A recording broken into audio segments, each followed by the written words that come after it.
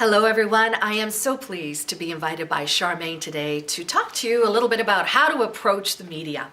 For the last 25 years, I've worked with some of the top assignment editors in the country, and here's a few tips that I picked up along the way.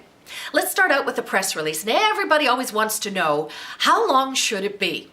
In the olden days, it used to be one page, so that was your standard 8.5 by 11 piece of paper or one Word document. Now that we've gone digital, you can send a press release that's 2 and 3 pages long, but here's the important point.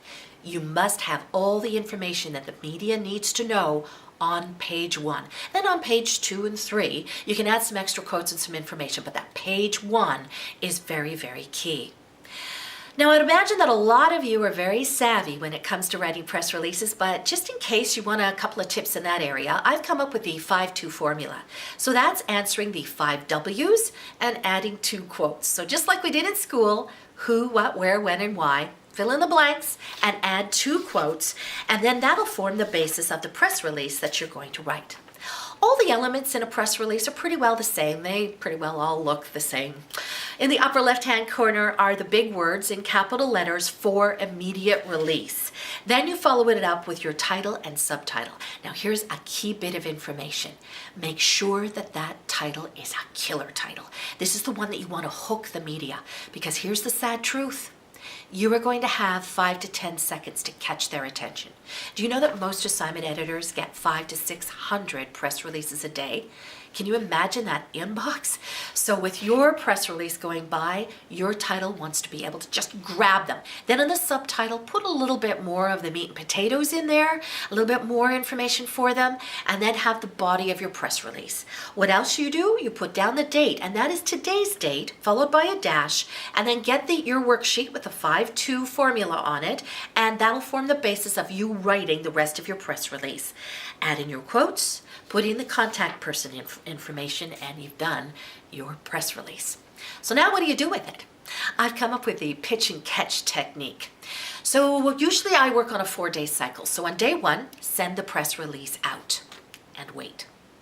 Then on day 2, you follow it up with a phone call. And this is key. This is very important. Because of the amount of emails that they're getting on a daily basis, the assignment editors sometimes will not see your email go by. Case in point, I was doing some work for a charity. So I sent out a press release about an event that was coming up.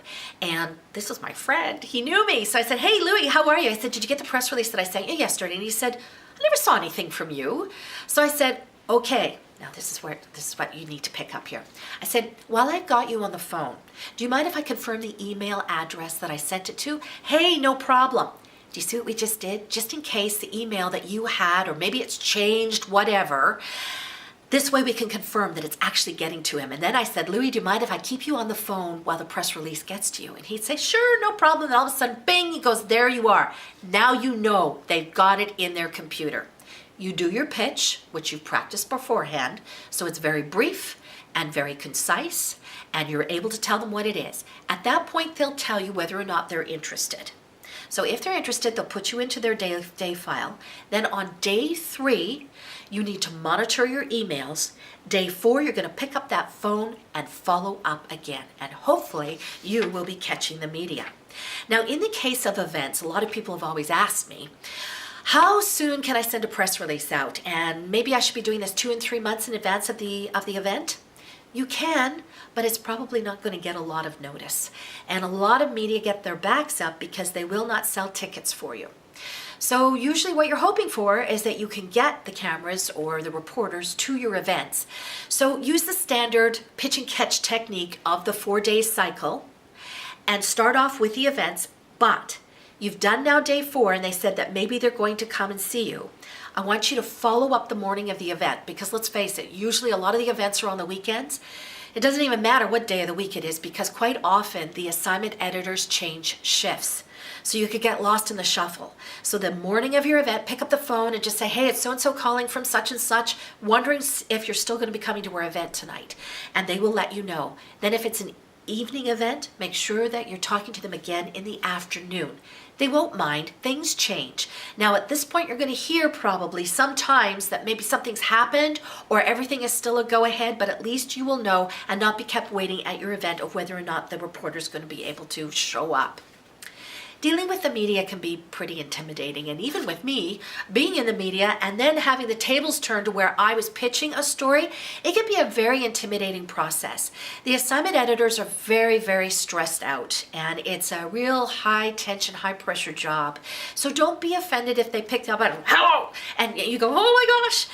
Just remember that they're people just like us. Make sure that you got that pitch in cold so that you can just deliver it quickly and just ask them whether or not they might be interested.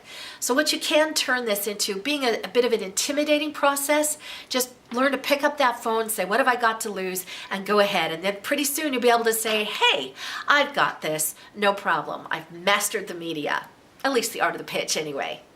So I hope that you've enjoyed what I've had to offer here today, and hopefully you've picked up a couple of extra little tips. I wish you all the best in your future endeavors. Thanks so much for joining me today. I'm Teresa Kruze.